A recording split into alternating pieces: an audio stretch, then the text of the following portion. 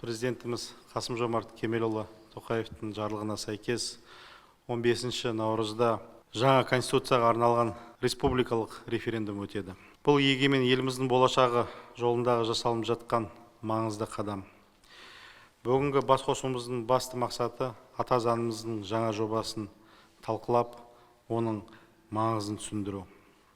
Құрметті әріптестер, мемлекет басшысы бұған дейін ауқымды саяси реформалардың жалғасы ретінде конституциялық реформаға қатысты өз ұстанымдарын жеткізгенін білесіздер.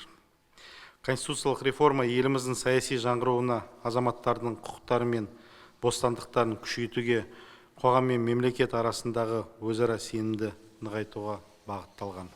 Бұл халық үніне құлақ асатын мемлекет тұжырымдамасының іс жүзінде жарқын көрінісі.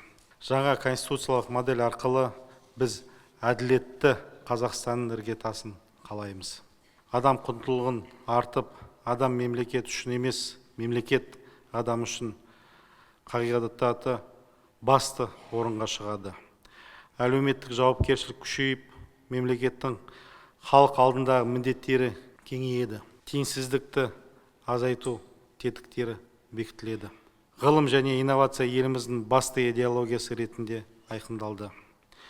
Тәртіп пен әділдік, яғни заң үстемдігі мен табиғатқа ұқыпты қарау алғашқы рет конституциялық деңгейге бекітілмек.